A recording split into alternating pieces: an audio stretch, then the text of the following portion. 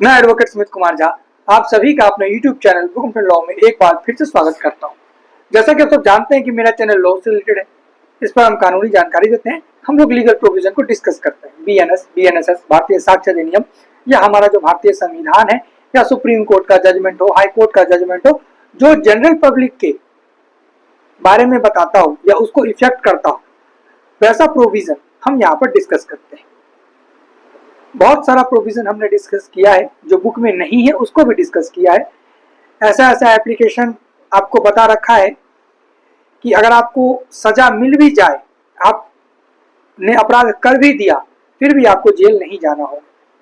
तो उसके लिए आपको मेरे चैनल पे जाकर के सर्च करना होगा और वीडियो देखना होगा। आज का हमारा टॉपिक ये है कि एडवोकेट, लॉयर और बैरिस्टर, इन तीनों में अंतर क्या होता है। जनरली जो नए बच्चे हैं वो कंफ्यूज हो जाते हैं, वो खुद को एडवोकेट होने के बावजूद भी खुद को लॉयर बताते हैं।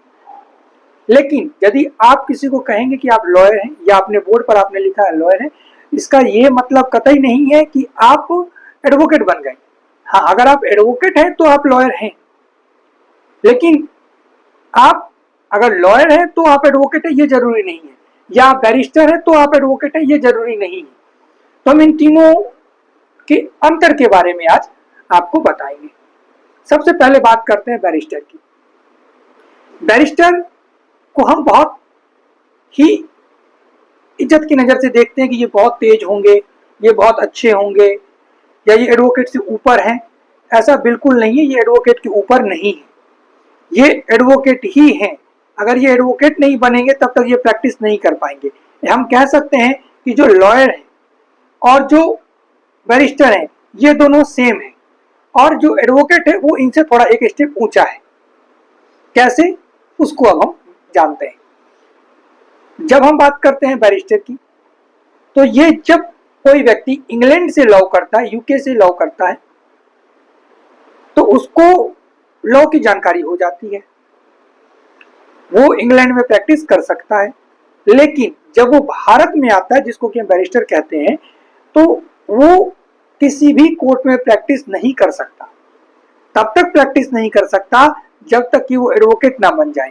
और एडवोकेट कोई भी व्यक्ति तब बनता है जब वो bar council, state bar council में रजिस्ट्रेशन करवाता है, और उसके बाद फिर 2 साल के अंदर उनको all India bar council examination पास करना होता है, और तब जाकर के वो बनते हैं एडवोकेट।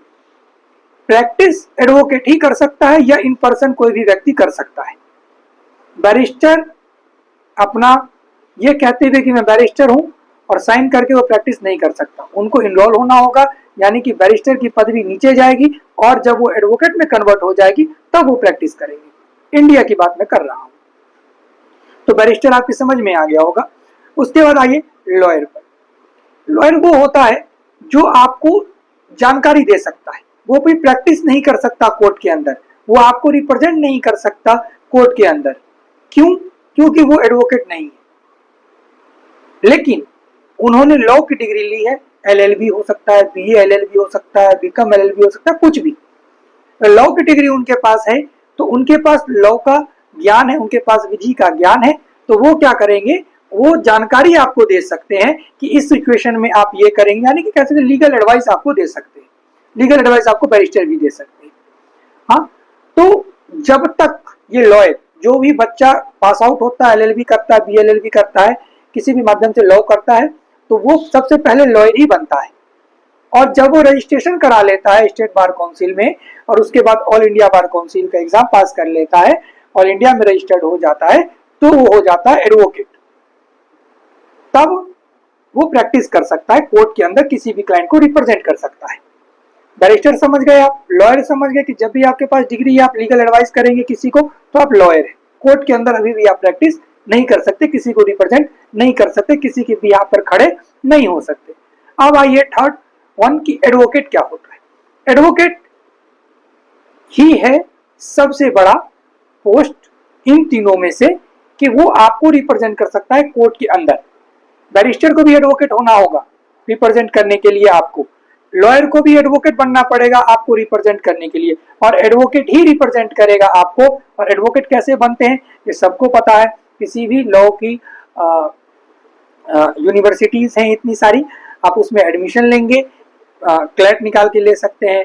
वेरियस स्टेट यूनिवर्सिटीज का एग्जाम होता है, आप उसके माध्यम से एडमिशन ले सकते हैं।